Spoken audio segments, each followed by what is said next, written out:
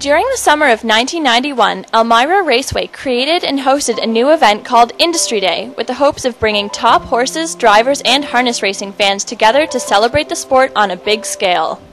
I knew that we needed to create a special day, a day that gave us a sort of a signature event that would allow us to emerge from being a track that was hanging on by the skin of its teeth.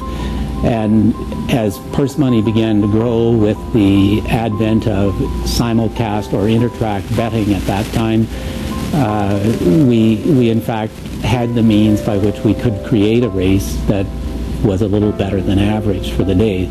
Average purses for the day were around $1,000, so it wasn't hard to add to that number and make it a significant race. With the encouragement of many people from all areas of the harness racing industry, Elmira Raceway soon had a signature event to call its own. We had great support from the horse people and a number of the people at the track. Ken Middleton Sr., for one, played a dominant role in getting that race or that day, the concept, into place. It really was a poor man's little brown jug, and that was the entire idea, was to create an event.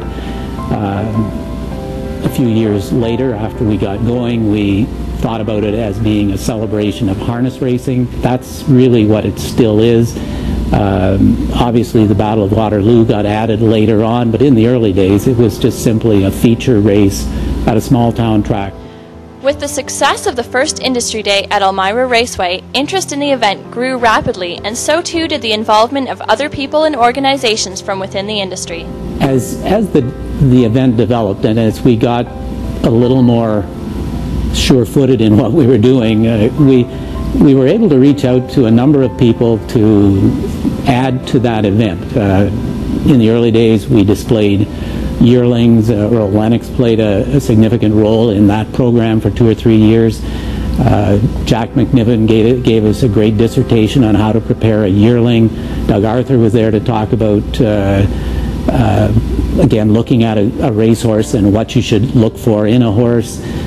We had a very controversial one with Dr. John Hayes and Henry Stempley from the Vet College talking about vaccination. We had some really supportive people who were willing to give up their time to make the industry better. In the early days, we had an alliance with the Standard Bred Breeders as well, and it added to the value of the event for everybody. We also had a relationship with OHA that allowed us to do a bunch of things that probably were at the time unique. We developed bandage rolling contests and water pail contests and all kinds of things for people to do while they were at the track in those early days. There was great fun produced by some of that stuff, and it did add to the quality of the event. We have enjoyed, I think, a very supportive relationship with people in the industry for this day, and to be frank, the Industry Day name came because it was to be a celebration of the industry. Now in its 20th year, Industry Day is a beloved tradition and an exciting day for fans and horsemen alike.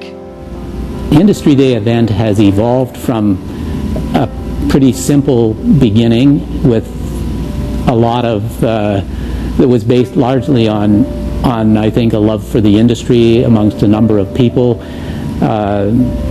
We've obviously had support from many sides throughout the development to the point it is at today. In our own staff has expanded a great deal and really buy into the concept of having a day that is a celebration like this. It's the peak of our season, and I must say that I'm extremely pleased that it has turned out as well as it has.